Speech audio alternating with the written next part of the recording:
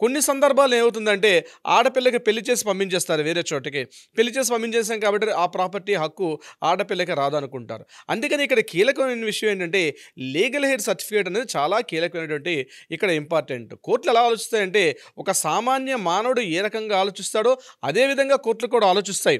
అంతేగాని ఒక సైడే కంప్లీట్‌గా ఉండదు. చట్టం రాసుకున్నటువంటి విధానం కూడా సామాన్య వ్యక్తికి కూడా, సామాన్య మానవుడికి కూడా చట్ట ప్రకారంగా ఎలా ఉన్నటువంటి చట్టాలుంటాయో దాన్ని ఇంప్లిమెంట్ చేసే బాధ్యత కోర్టులకుంటాయి. ఇక్కడ లీగల్ హెయిర్ సర్టిఫికేట్ అనేది చాలా ఇంపార్టెంట్. ఉదాహరణకి చనిపోయినటువంటి తండ్రికి ఒక 4, 5 ప్రాపర్టీ ఉన్నాయనుకుందాం. అటువంటి సందర్భాల్లో ఆ ప్రాపర్టీ లీగల్ హెయిర్ సర్టిఫికేట్ తీసుకున్నప్పుడు ఈ 4, 5 ప్రాపర్టీలకు కూడా సంబంధించి లీగల్ హెయిర్ సర్టిఫికేట్ ఒకటి సరిపోతుంది. అయితే మనం కోర్టు ముందు పెట్టేటప్పుడే పిటిషన్ పెట్టుకునేటప్పుడే ఎన్ని రకాల పేపర్స్ ఉన్నాయి, ఎన్ని రకాల ప్రాపర్టీస్ ఉన్నాయి అని చెప్పి ఆ డీటెయిలింగ్ ప్రాపర్టీ డీటెయిల్స్ అన్నీ కూడా మనం మెన్షన్ చేసినప్పుడు ఈ లీగల్ హెయిర్ సర్టిఫికేట్ లేకుండా, ప్రామాణికత లేకుండా ఈ యొక్క ప్రాపర్టీ యొక్క భాగ పంపకాలు అంటే విభజన చేసే అవకాశం ఉండదు.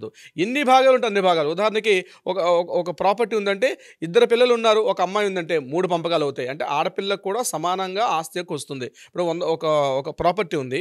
ఆ ప్రాపర్టీ వాల్యూ ₹1,00,00,000 అనుకుందాం. ₹1,00,00,000 ఉండేటప్పుడు ఇద్దరు కొడుకులు, ఒక కూతురుంటే దాన్ని మొత్తం 33.33 చొప్పున డివైడ్ చేస్తారంటే ఈక్వల్ పార్ట్స్‌గా డివైడ్ చేస్తారు. ఆడపిల్లలకు కూడా సమాన హక్కు ఉంటుంది. ఆమె పెళ్లి చేసుకోకుండా ఇంట్లో ఉందా? పెళ్లి చేసుకుని అత్తవారింటికి వెళ్ళిపోయిందన్నది అది ఇర్రెస్పెక్టివ్‌గా ఉండే అవకాశం ఉంటుంది. సో, పెళ్లి చేసుకొని బయటికెళ్ళినా సరే ఆమె ఆస్తి హక్కు ఆమెకొచ్చే అవకాశం ఉంటుంది.